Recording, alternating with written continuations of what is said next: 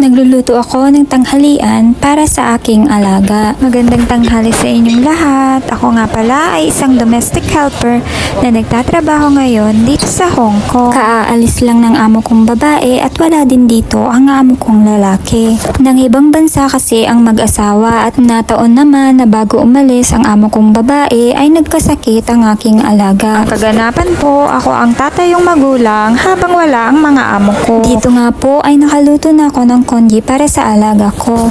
Ngayon naman ay naggigisa ako ng onting karne na ipang ibabaw ko doon sa inistim kong 3 pirasong itlog para din sa alaga ko. Naggisa rin ako ng onting gulay para kahit papaano ay may sustansya naman yung ibibigay kong pagkain sa kanya. Minsan po pag nagkakasakit ang alaga ko ay naluluha din ako dahil nga naiisip ko yung nag-iisa kong na naiwanan ko sa Pilipinas. Sino ba naman ang hindi mag-e-emote sa mga ganitong pagkakataon? Paano ba naman ang alaga mo pag nag-guest ay naaalagaan mo? Naaasikaso mo, pinagluluto mo at pinapakain mo pa. Pero pag ang anak na natin ang may sakit, wala tayo sa kanilang mga tabi. Hindi natin maasikaso, hindi natin maalagaan o hindi man lang natin maipagluto ng paborito nilang pagkain.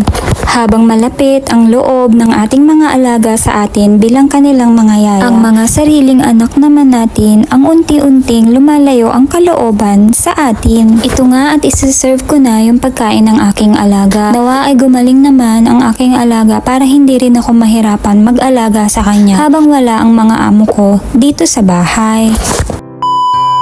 Thank you for watching.